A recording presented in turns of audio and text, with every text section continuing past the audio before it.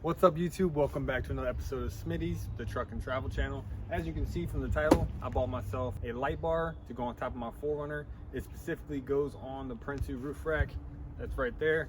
There's a few videos online showing how to do this, but I wanted to make it extremely simple, so I wanted to make a video showing you how I did it. So yeah, without further ado, let's get to it.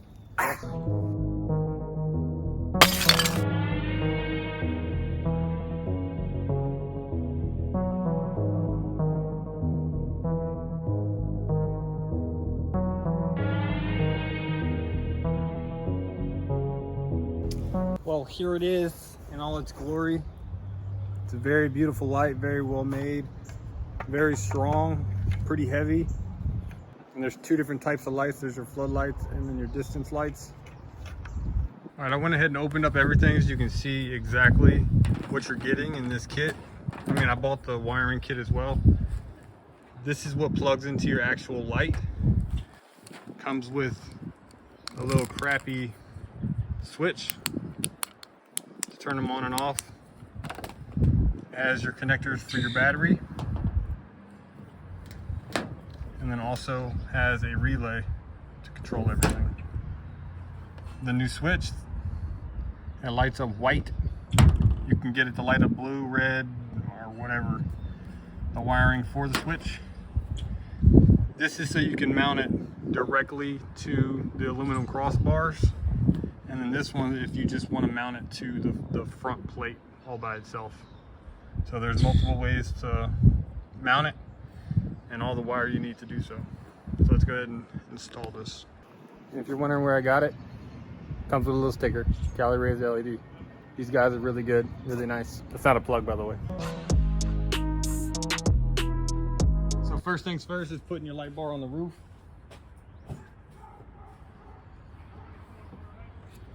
And you're not going to install it right now, you're just setting it up here so it's ready for you. And make sure your wire is pointed towards the driver's side. I'm just going to set this right there. All right, so how I'm going to be using these, I'm not going to use these long ones. I'm not going to use those. I'm going to use these T-nuts with a washer and a nut. These shorter brackets for the Prinsu rack. And then these fat Allen headed keys to screw the light bar to this bracket. And then obviously we need some Allen keys. All right, so once you're on your roof, the first thing you want to do is you want to grab these T-nuts. They're specially designed for these bars. And how they work is you don't have to take off this bar to mount anything to it. These T-nuts just slide right into the groove. As I'm going to show you with this silver one. Just slides right into the groove. And now you have somewhere to mount it to. So you're going to put one on this side. And you're also going to put one on that side. But they move down the channel so you don't have to actually go down there and put it in. There we go. Now with these, make sure this lip right here is facing the front and this L is facing each side, just like that. And then for the driver's side, same thing, the lip goes forward and the L faces the door of that side, like that. Now grab a washer, grab a bolt.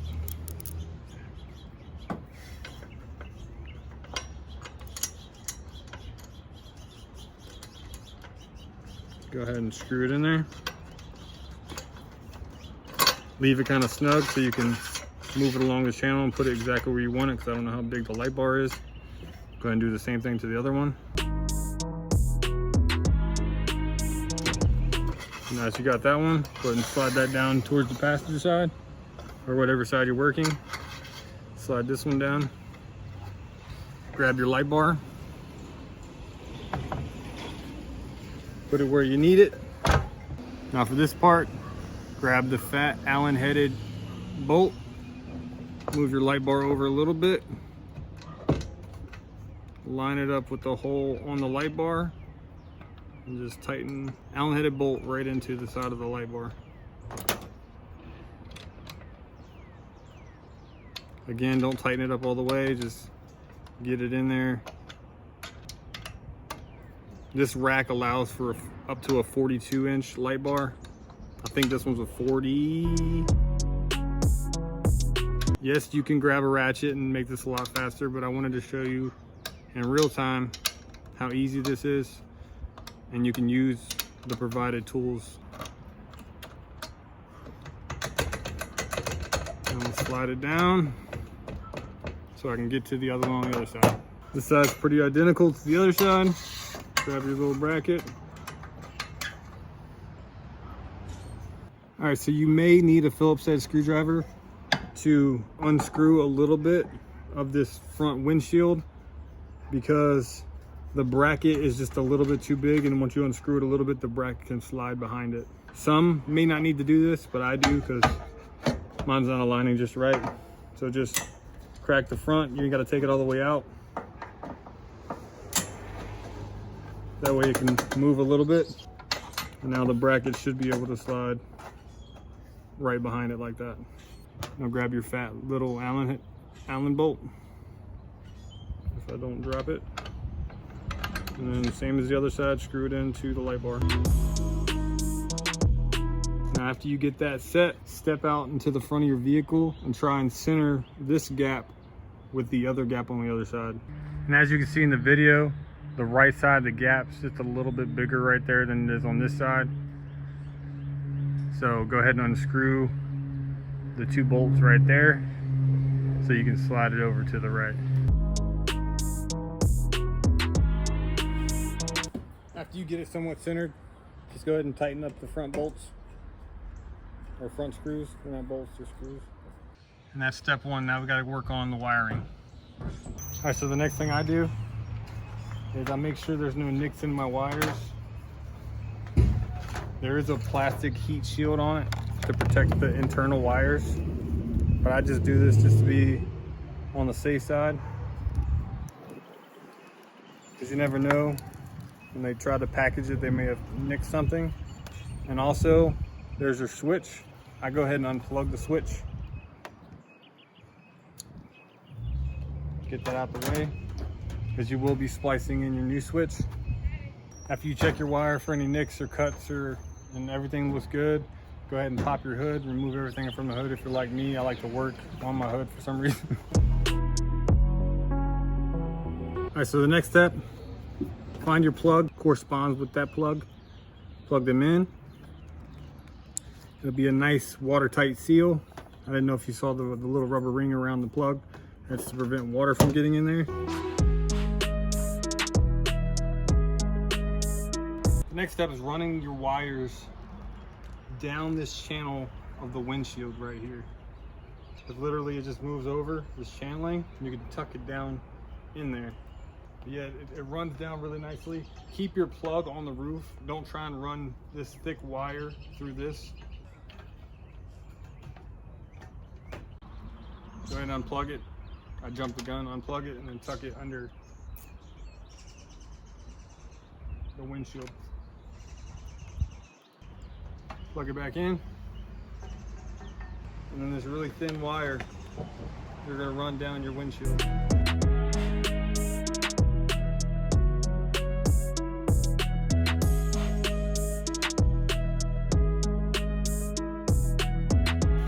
You get it most of the way down the window, pop your hood open again. I'm gonna pop this little black piece off. There it is. Pop that trim off.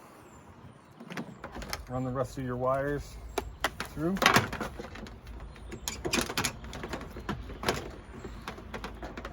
Finish running your wire down the side of the windshield.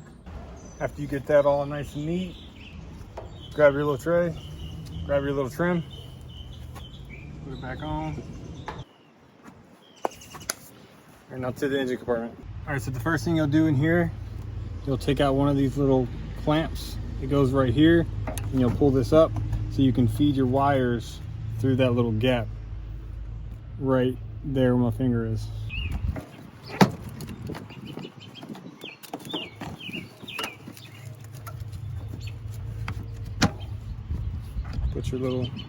Pop your little clamp back out, push it back in.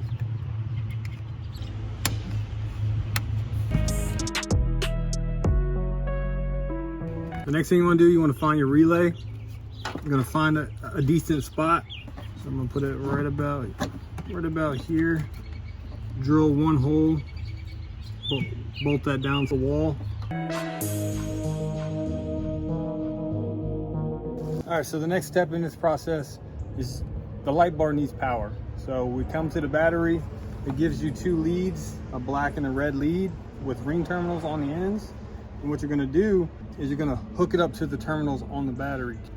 A lot of people get nervous about batteries. Do not get nervous. If you do the right thing every time, you won't have any problems with batteries. The common practice is disconnect your positive first and then your negative. Positive, then negative. And when you're installing them, you do negative, then positive, so the reverse. So you need a 10 millimeter to pop this bracket off the post, and then you need a 12 millimeter to get this one on the top. So first things first, you do red. And if this cover's in the way, just pop it out and move it out the way. It's just to protect it so nothing else hits it. And twist it off your terminal. Then grab your 12. Make sure it's not touching the post. And disconnect this one on top. So you can't even see that. Now once you have that nut off the top, put the ring terminal on the top. Screw it back down. Make sure it seats properly. All right, once that one's done, it'll look like that. Set that aside. And if you want, you can put this little cover up there so it don't touch. And since the positive's off, you don't actually have to take the terminal off the post of the battery. All you have to do is just take this 12 off, save your step.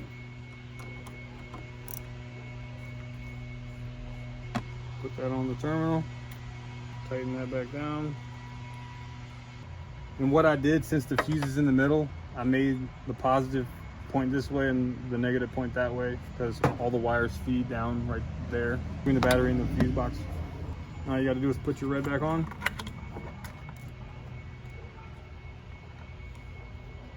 Grab your 8 millimeter.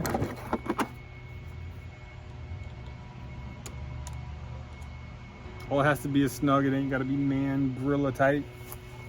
Now you have power going through your lights. Since I don't have the new switch wired up, I'm going to use the factory switch that Cali LED gave me. Plug this back in. Now what I'm going to do is I'm going to load this hood just a little bit so you can see. Now test your light.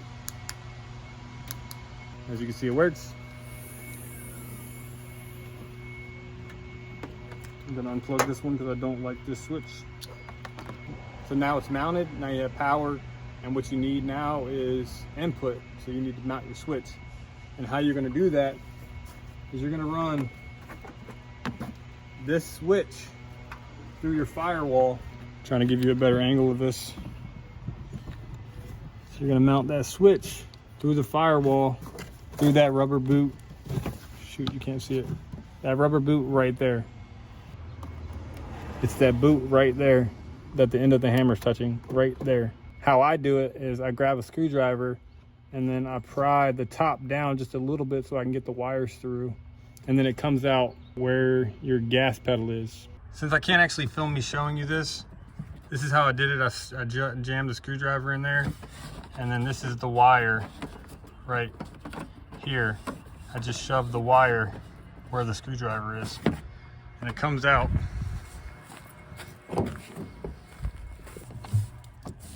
You see it up there in the corner? Right up here, it's where it's coming from. Just pulling the wire through the firewall. It's just as simple as that. All right, so next step is mounting your switch. I see it's upside down. It fits in the factory location, and where I'm going to put it is right here. See, there's a blank spot right there, blank spot here. All you gotta do, grab your panel, pull down on it, exposing the back. There's a little tab right here. Push that tab, and then your switch should shoot right out the back. Get your new switch, make sure it's facing the right way. plug it in. Perfect fit. Once you run your cable, you can keep the little factory switch that they give you if you didn't order a new switch like I did. But I didn't like this little teeny press button. When you pressed it, the light turned green. Pressed it, the light stayed red. And it just has double-sided tape on the back, so you can just stick it to your dash. So what I did is I cut it with enough cable to keep the connector on it. I stripped off the black wire. I exposed all the wire. And there's multiple ways that you can do this. So you can have this always on, and you can press it and the light turns on the roof. Or you can have it where it'll stay off. As soon as you press it, it'll light up.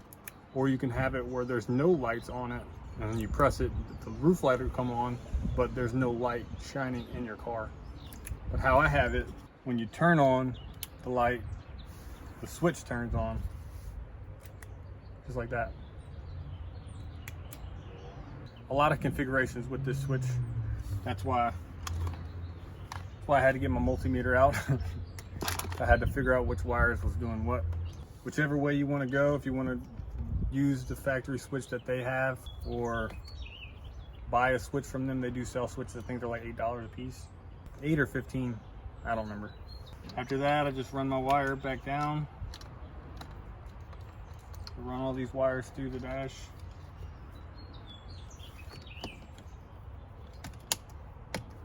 Just like that. And then I'm gonna feed the wires down through it.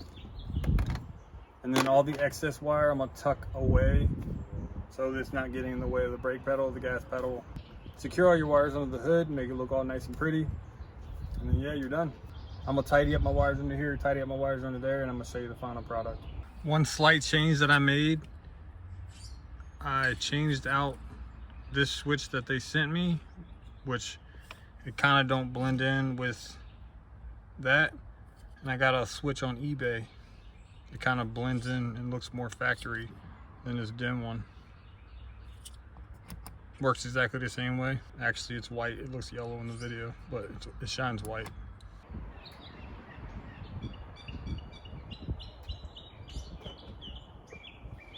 As you can see, the light's working. So the very last step, well, what I consider the last step, is adjusting your light. So you want to do this at night so you can get the perfect angle, tighten it down, and you are good to go. Hope you found this video helpful. Hope you learned a thing or two, and go ahead and pick yourself up a light bar. They're like 200 bucks, and it comes with everything. It comes with wiring, comes with a new switch, and it also comes with the light bar itself. So yeah, I'll catch you on the next one.